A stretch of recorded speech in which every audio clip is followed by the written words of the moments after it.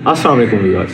Welcome back to this social lab. आज हम discuss करेंगे कि किस तरह श्रीलंका के अंदर जो है वो तुलबा तहरीक ने हुकूमत का तख्ता उलट दिया और किस तरह से जो है वो हमारे हमसाया मुल्क बांग्लादेश में तुलबा तहरीक ने हुकूमत का तख्ता उलट दिया। तो आखिर जनूबी एशिया में ऐसा क्या होने जा रहा है जिसकी वजह से तुलबा की जो एम्पावरमेंट जो है वो इस कदर बढ़ गई है कि जिसकी वजह से बड़ी बड़ी हुकूमतें जो कि एक अरसे से एक बहुत बड़े टाइम पीरियड जो है वो उन्होंने अपने कब्ज़े को जमाने में लगाया और लेकिन तुलबा की इस ताकत के आगे वो ताब ना ला सके। इन्हीं सवालों को समझने के लिए जो है आज का हम प्रोग्राम कर रहे हैं। एंड तक देखिएगा ताकि बहुत डिटेल से इन तमाम सवालों को आप समझ सकें और ख़ास तौर पर ये जो उभरती हुई एक नई रेजिस्टेंस हम इस खित्ते के अंदर जो उभर रही है इसको स्पेशली से समझ सकें।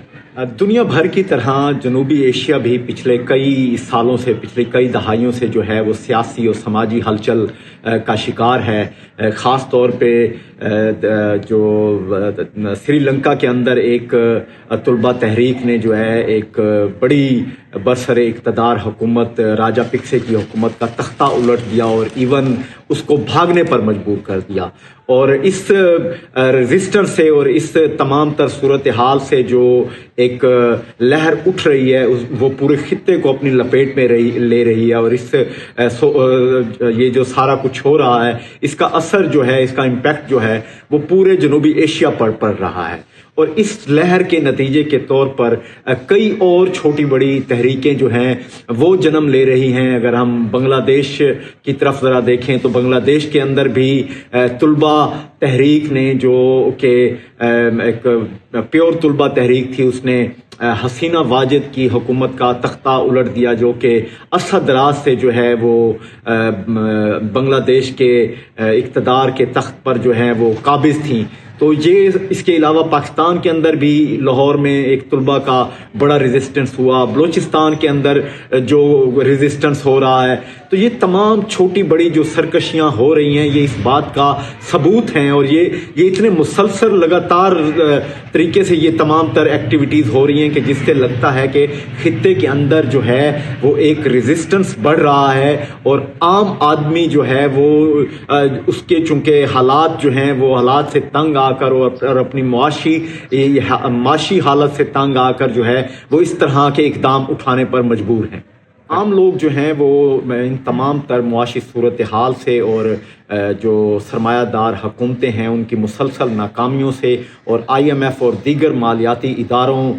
की जो न्यू लिबरल पॉलिसियां हैं उनसे तंग आ चुके हैं और वो ये समझते हैं और वो बड़ा अच्छे तरह से ये अंडरस्टैंड कर चुके हैं कि किस तरह से जो है ये बड़े बड़े इदारे जो है महज सिर्फ अपने कागज़ों पर जो है वो तरक्की के अदाद शुमार दिखाकर ये जो हेरा फेरी कर रहे हैं। इस तमाम तर जो असातीरी दास्तान है इसको अब एक आम बंदा जो है वो समझने लग गया है कि ये जो अदाद शुमार दिखाए जाते हैं तरक्की के, ये अदाद शुमार महज अदाद शुमार की हद तक ही होते हैं। आम बंदे की ज़िंदगी से जो है इन अदाद शुमार का कोई ताल्लुक नहीं होता और जिसका जो नतीजा ये निकलता है कि आम लोगों का जो अवेयरनेस लेवल है वो बढ़ रहा है और आम लोगों को जो है पता चल रहा है कि रियासतें किस तरह से आम आदमी के साथ जो ये तरक्की का हेर फेर जो है वो करती हैं। और अगर इस वक्त की हम हालिया आबादी के तनासब को देखें तो हालिया आबादी के अंदर जो इस वक्त की आबादी का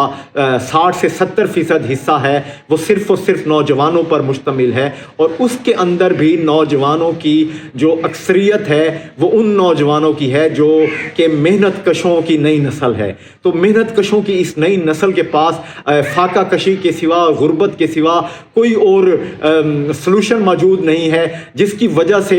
वो जो हैं वो आवाज़ उठाने पर मजबूर हैं। इस तमाम तर सूरत हाल में नौजवानों को जो अपना मुस्तकबिल है वो इंतहाई स्याह होता नज़र आ रहा है और ख़तरे में जाता नज़र आ रहा है। इसलिए मज़ाहमियत के सिवा और लड़ने के सिवा उनके पास कोई और चारा नहीं है कि वो नौजवानों के पास जो है अपने बेहतर मुस्तकबिल के लिए जो है और अपने ख्वाबों کی تعبیر کو پورا کرنے کے لیے جو ہے کوئی اور چارہ نظر نہیں آ رہا، اور اسی لیے جو ہے وہ نوجوان جو ہیں وہ اپنے بہتر مستقبل کے لیے جو ہے وہ لڑنے پر مجبور ہیں۔ اگر ہم اس کی ذرا مزید ڈیپ تصویر دیکھنا چاہتے ہیں تو حالیہ جو ایک ڈیمونسٹریشن اسٹوڈنٹ کی طرف سے بنگلہ دیش میں ہو رہا تھا، تو اس میں ایک سوشل میڈیا پر بار بار ایک ویڈیو دکھائی جا رہی تھی جس میں ایک نوجوان جو ہے وہ سینہ تان کر جو ہے وہ پولیس کے سامنے کھڑا ہو گیا، اور پولیس نے جو ہے اس نوجوان پر 3 گولیاں چلائیں، اور ہر گولی کھانے کے بعد جب اس کے سینے پر پولیس گولی مارتی تو وہ گولی کھانے کے بعد گرتا اور گر کر پھر کھڑا ہو جاتا اور پھر ان کے سامنے سینہ تان دیتا۔ تو یہ ساری صورتحال، یہ ساری مزاحمت، یہ سارا ریزسٹنس یہ شو کرتا ہے کہ لوگ جو ہیں وہ ان کا اویئرنیس جو ہے وہ بڑھ گیا ہے، لوگ جو ہیں وہ ان کے دماغوں کی سطح بہتر ہو گئی ہے، اور اب جو اس طرح کے قابضین حکمران ہیں ان کو یہ بات سوچنی پڑے گی کہ اگر وہ اپنی پالیسیوں میں کوئی تبدیلی پیدا نہیں کرتے اور کوئی بہتر معاشی ایجنڈے جو ہیں ان ممالک کے اندر شروع نہیں کرتے تو اس طرح کی چھوٹی چھوٹی مزاحمتیں اور بڑھ جائیں گی، اور کسی طرح سے بھی حکومت کو پھر اپنا سسٹین رکھنا جو ہے حکومت کے لیے ممکن نہیں رہے گا۔ اور یہ ریزسٹنس جو ہے ہم دیکھ رہے ہیں مسلسل سطح پر جو ہے وہ بڑھتا جا رہا ہے۔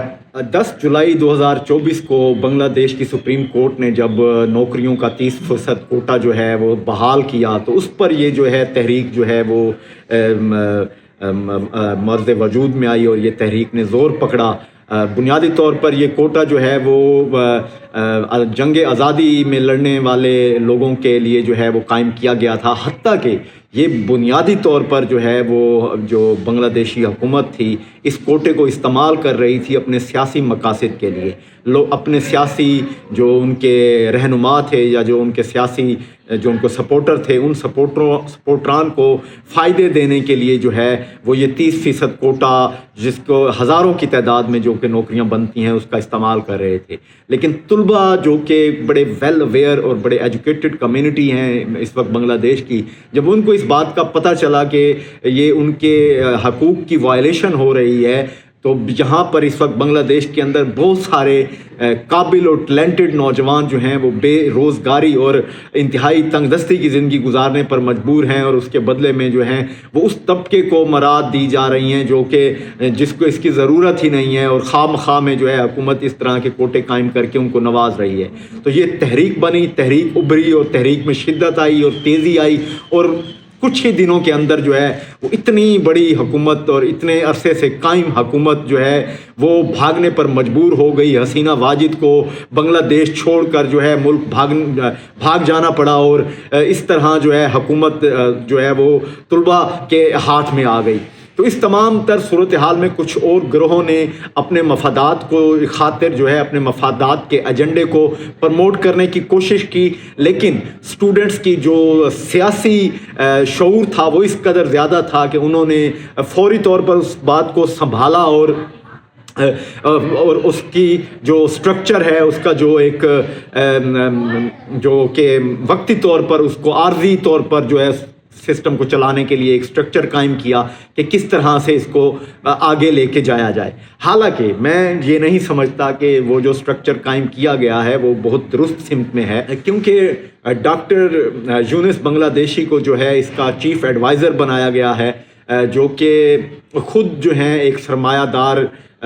طبقے کی علامت ہیں، اور سرمایہ داروں کہ بینکس کے اندر جو ہے مائکرو فائنانس کا کام کر رہے ہیں یا مائکرو فائنانس کے ذریعے سے غربت کو ختم کرنا چاہتے ہیں۔ تو یہ ایک الگ بحث ہے، بہرحال اس پر بھی بات کی جا سکتی ہے، لیکن ہوپس یہ ہیں کہ جس طرح کا سٹرکچر یا جس طرح اسٹوڈنٹس کے اندر یہ تمام تر سیاسی شعور موجود ہے اس سے ضرور یقیناً ایک بہتر ڈائریکشن جو ہے وہ سیٹ ہوتی جا رہی ہے بنگلہ دیش کے اندر، اور دوبارہ سے جو ہے بنگلہ دیش اور سری لنکا اور اس طرح تمام جنوبی ایشیا کے خطے کے اندر جو ہے وہ ایک